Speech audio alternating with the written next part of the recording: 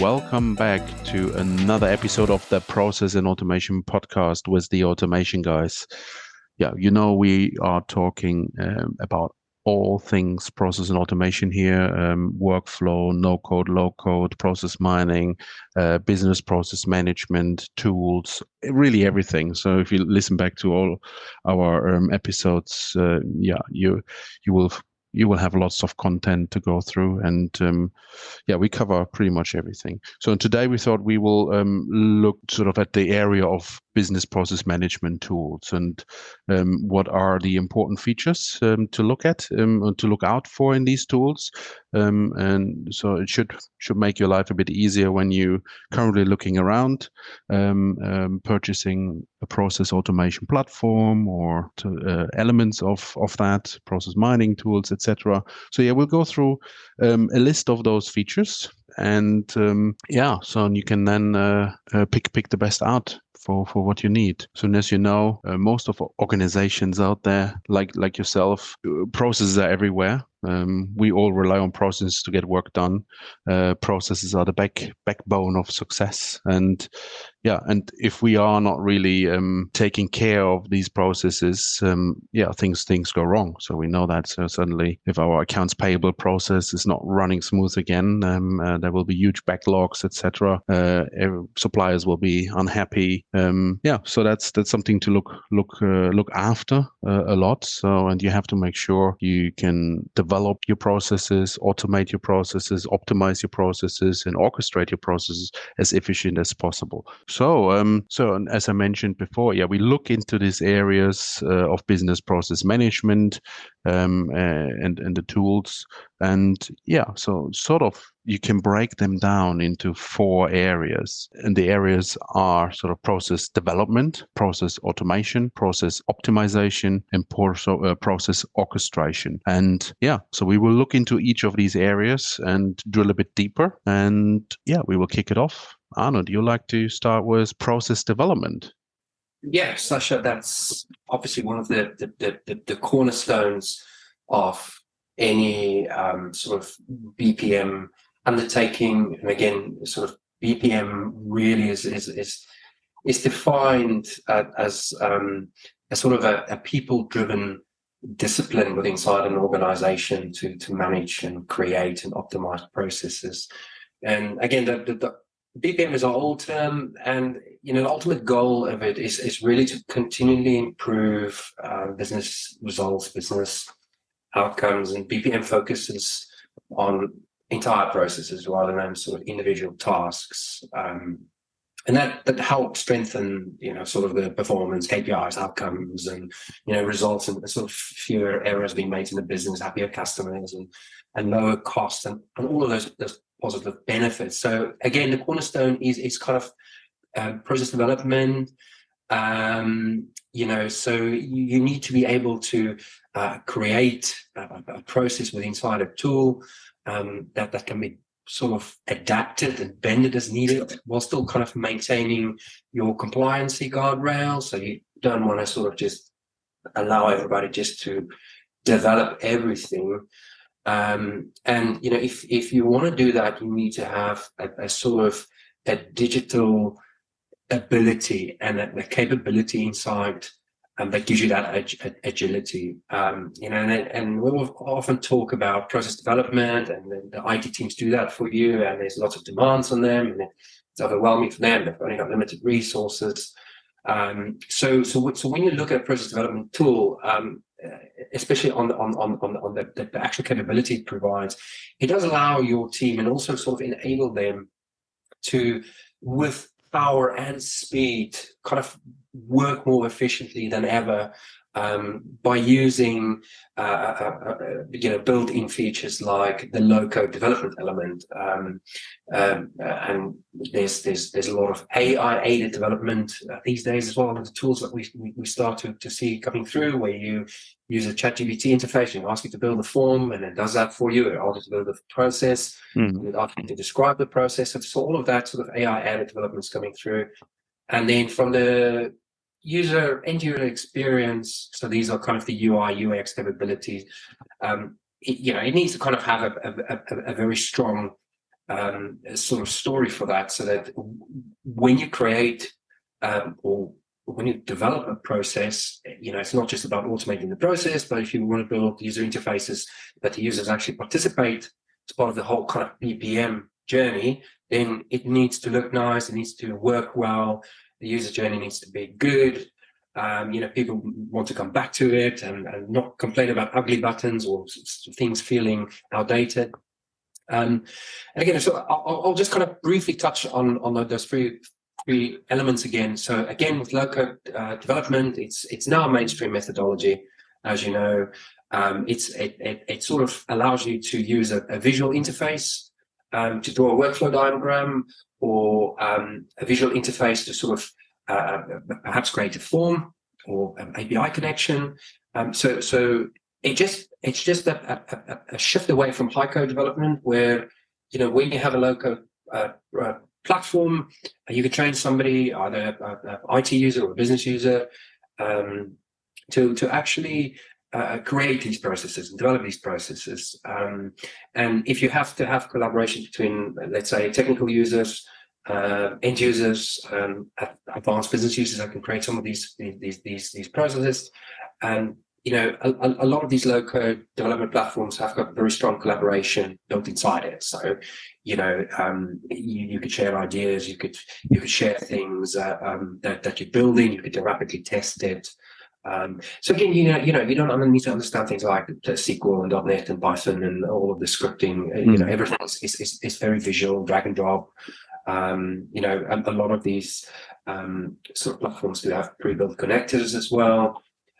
So you could have a sort of canned version of a process, let's say a procurement process, bring it in, change it, and that allows you to expedite the whole development of your process. Again, I kind of touches a bit on the AI development, but this is becoming a bit more mainstream now. It just means that you could perhaps upload a PDF. That's a form, and what the tool does, it generates a form for you in a digital format. For example, we have capabilities like the natural language processing engines that's built into tools. It just means that you can perhaps create a chatbot that interacts with your process, that surfaces data to a user. And like I said earlier, with this sort of the generative AI out there, I'm starting to see more and more examples of the ability to actually integrate with tools like that to, in a natural language way, tell the platform what you want it to do, either from a forms perspective, and it will create a form for you. And you could challenge it to say, no, that should be there. You need to add this field, add this date, validator, so there's all sorts of advances going on there.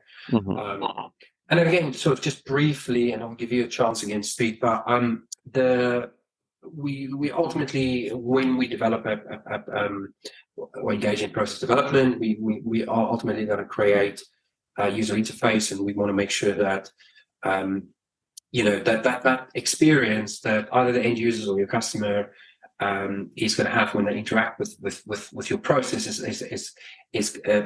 good. It's as good as it can be. There is a nice user interface they can use. To sort of kind of drive that engagement, their satisfaction. You need to be able to publish this to mobile devices as well.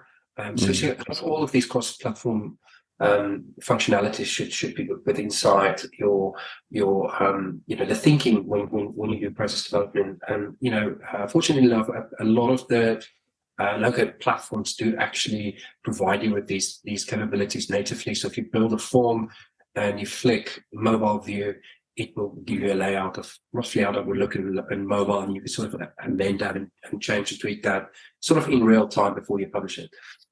So just briefly, I think that the three elements there that I think from under process development is just kind of key considerations to look out for, and when you start deploying your business process management journey, especially automation.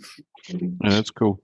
So yeah, when it comes to that the process development and the capabilities Arno just mentioned, so we have that the automation guys community, and we have our memberships. So if you like to see a couple of those things more in action, you can just sign up, and then we'll have access to lots of resources and demos and videos and in the sandbox to play with process automation, process development things. So just a little plug here on our community. But so next one up is the process automation section. So any process platform out there at the moment um, has a robust, should have a robust process automation capability built in. So organizations need to automate processes. So and really in whatever area you're looking at, automation of your processes is key. And when you look out for specific process automation capabilities, you should definitely look at process modeling, business rules management, task management, content processing, case management. So these are sort of the big pillars you should look at. And let's dive into the first one. The process modeling. Is really like a critical framework for organizing all the processes you have from really end to end. So if you don't have that clarity of your processes, then automation will become a bit more challenging. So it's sort of the backbone of automation. And with those process models, developers can or when you have process modeling capabilities, your developers can design the processes, and really plan out all the automation activities, so step by step, and all the different paths it can take. So really structuring that flow, how information and data and humans and automations are interacting. So you can map that all out. So that's a very, very important element of your platform. So you shouldn't just budge on that one. So next one is the business rules and management. Business rules as such instruct sort of the workflow, the engines to carry out tasks and deliver that information in a very, very specific way. And that really depends on certain criteria. So maybe when it comes to like a mortgage application, you can check certain scores, figures, and all those things are captured in the business rules engine and are usually managed from the business very easily from the outside, instead of really hard coding it into sort of a system. So those criteria then dictate how the process runs. So that's something which is really, really important. Why are business rules an essential part of business process automation? So they define how documents are routed for processing, how certain prices and insurance premiums are calculated. It will really enforce corporate policies as well. So, and it will ensure that maybe data is flowing and is formatted in the right way, how when it's captured. So very important a piece of technology, I would say, and indeed, not every platform has it, but more and more platforms include a mechanism like that in there.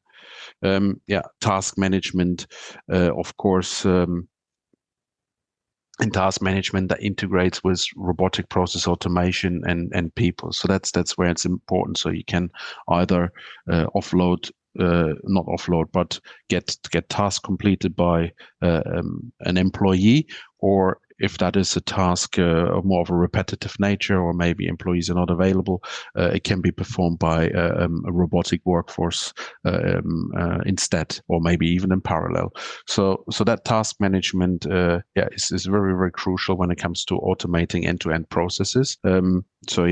Make sure it is working in a way you need it, and it's working with the RPA technologies you have maybe already in house, or or that platform needs to come with some RPA technology, of course, already built in.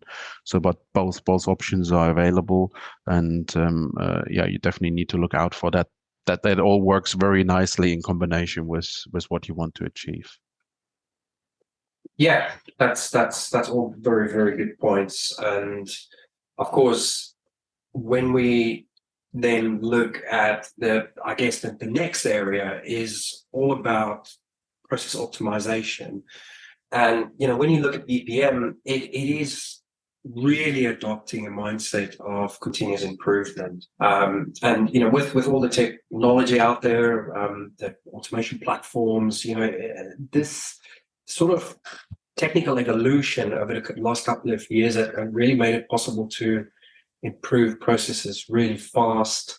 And you can be very precise in the sort of things that you optimize. And it is kind of, we talk a lot on the podcast about this, but there's two real tools out there. One is process mining, where you sort of look at the data footprint your processes leave, and you have a tool to mine that, and it tells you about the overall health of your process.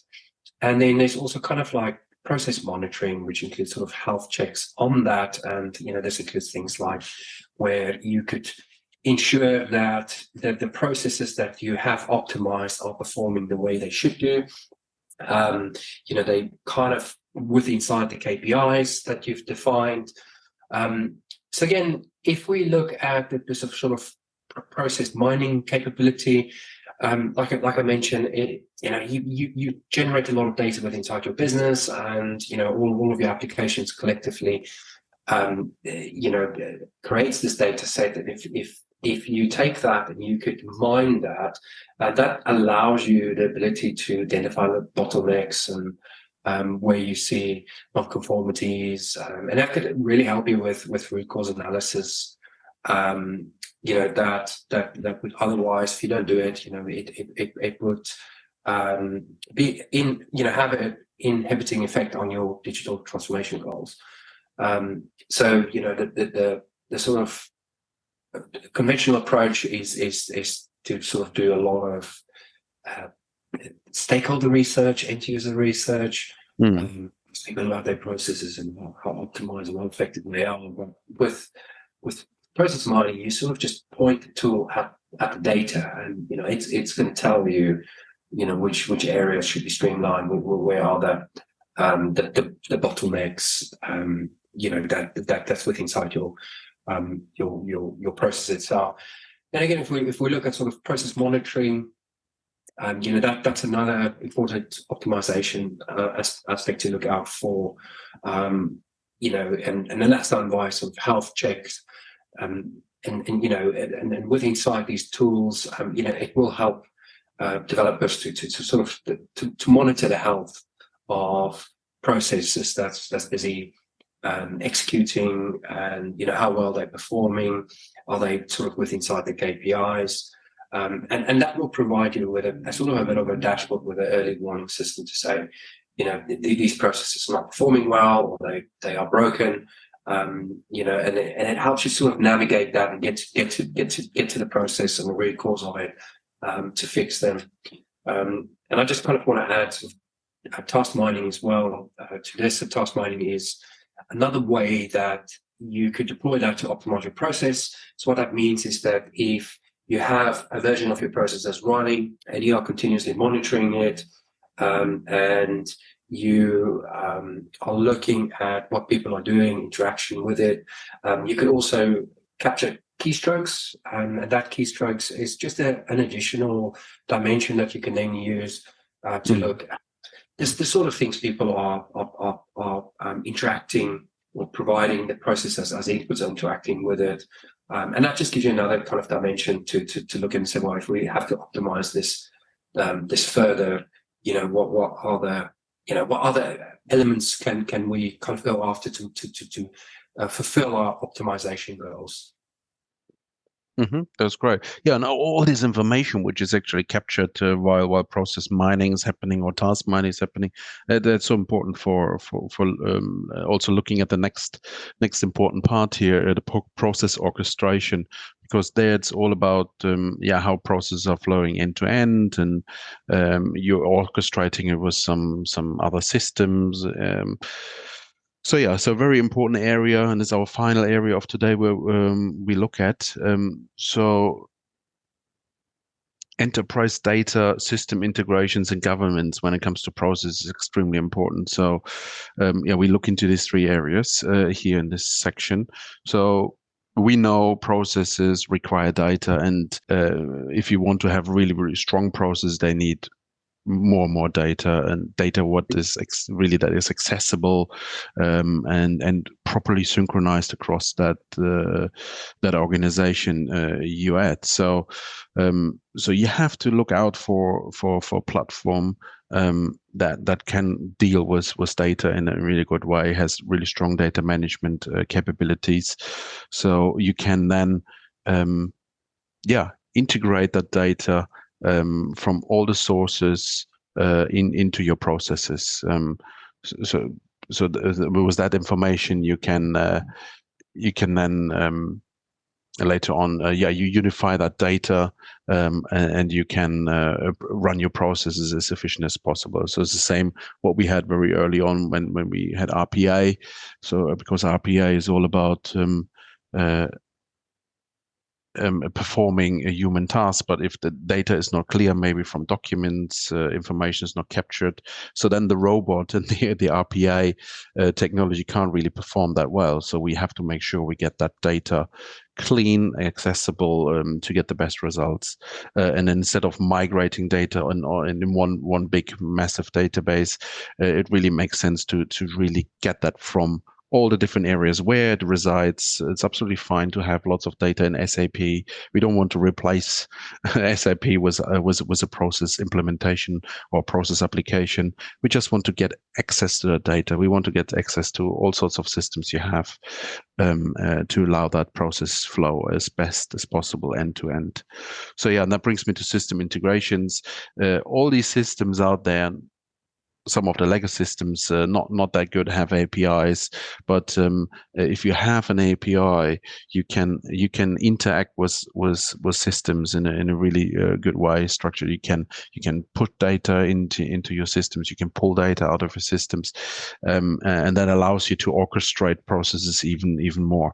A much better end to end. So you can, for example, if you have an HR tool, you can you put information from a recruit into the system. From there, you push something to a payroll system automatically. Then you pull something from your SAP, and then you push something back to another system, learning management tool or whatever it is, and that allows that the process just flowing through without human interaction, without any disruption. So working out, getting API integrations working in your platform, it's very crucial. So yeah, one big thing you have to look out for, that the platform you choose has that capability, because it's already painful if you have to go into a legacy system without these API capabilities.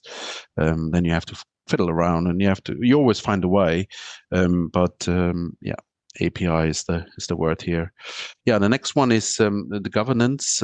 Yeah, when you have all these multiple applications out there, and